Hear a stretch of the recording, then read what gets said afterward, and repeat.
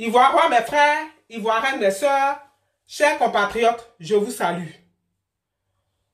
Nanye we madanga meyo, amaka nanye we me madanga meila, nanye we madanga meyo, nikuni abute o mes frères manyale, mene nanye we madanga meyo, mene nanye we me madanga meila, nanye we madanga meyo.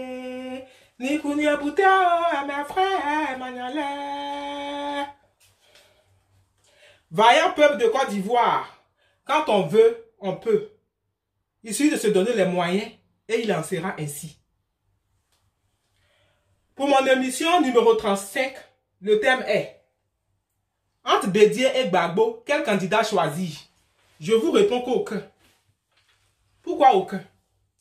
Parce que Gbagbo et Bédié, s'ils aimaient vraiment la Côte d'Ivoire, c'est la mort du fouet qu'ils devaient s'allier pour chasser l'imposteur burkinabé dramatique. Si.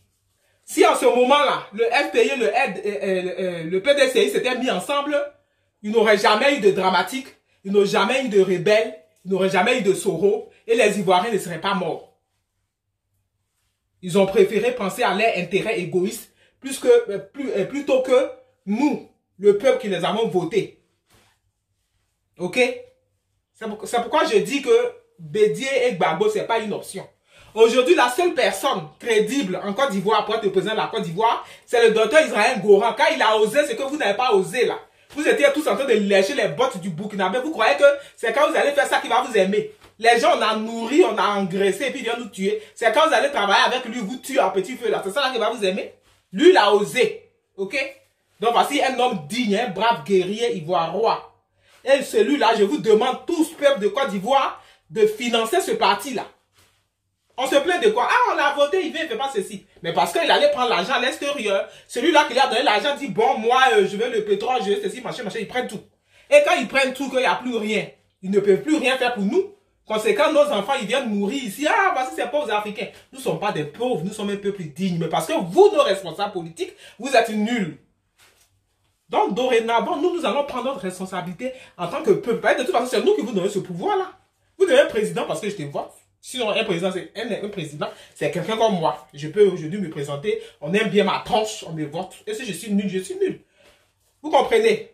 Donc, je vous dis qu'aujourd'hui, le seul candidat crédible qu'il y a dans notre pays face à la situation dans laquelle nous nous trouvons, c'est le docteur Israël Goran. Lui, c'est quelqu'un de neutre qui n'a rien à voir avec cette bouillabaisse-là. Ceux-là qui nous ont mis dans la merde, là, il n'a rien à voir avec eux. Peuple de Côte d'Ivoire, mobilisez-vous, finançons le parti, le REVAS, qui signifie le retour aux valeurs sources. Finançons ce parti-là, afin de reprendre la dignité que nous avons perdue. Nous sommes un peuple brave. Malheureusement, nos responsables politiques sont nuls. Nous nous retrouvons tous dans la merde. Vous comprenez? Depuis, je vous montre ce livre-là. C'est écrit comment sauver la Côte d'Ivoire. Achetez. C'est le livre du REVAS. Quand vous allez acheter là, le contenu que vous allez lire, là, vous allez comprendre que c'est la seule option que nous avons. C'est de retourner à nos valeurs sources, de retourner à nos racines. La Côte d'Ivoire s'est effondrée. Vous allez aller construire quoi? Rester dans la manière là, faire quelque chose là? Et, ou bien en votant Gbagbo ou Bédié pour, en fait, on quitte dans la manière pour aller dans Guep. Il n'en est pas question. Il n'en est pas question. C'est pas possible que nos enfants meurent, qu'ils ne gagnent pas à manger. En Côte d'Ivoire, on va mourir de faim. Tout pousse là. Il pleut tout le temps. Alors, qu'est-ce qui se passe?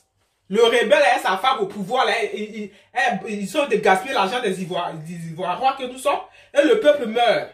Et vous êtes là dans Bédié et Gbagbo. Eux là, on n'a pas vu pour eux. Ça suffit. Pour eux là, c'est bon. C'est bon, nous sommes des Africains. Nous avons, avant d'aller à l'école ou bien parler la langue des autres, nous avons nos principes, nous avons nos valeurs. Vous avez oublié là? Retournons à nos racines et peut-être quand on se rappeler, vous comprendrez que ça là, ça ne peut pas se passer. Chez nous, ça ne se passe pas. À un certain moment, la vieille génération passe, mais à la jeune génération, ça a été toujours comme ça dans notre culture. Alors, parce qu'on dit quand c'est président, son père, la morale là, ou bien la tête là, ça va pas.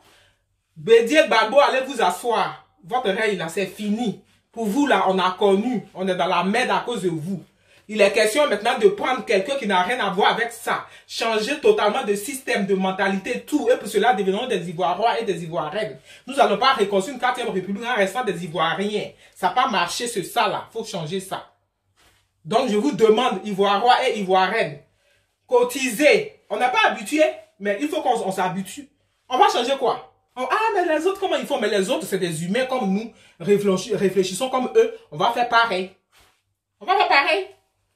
Si on doit venir en Europe, ce sera peut-être en visite, mais on n'aura pas besoin de prendre des bateaux pour venir parce qu'on aura de quoi manger chez nous.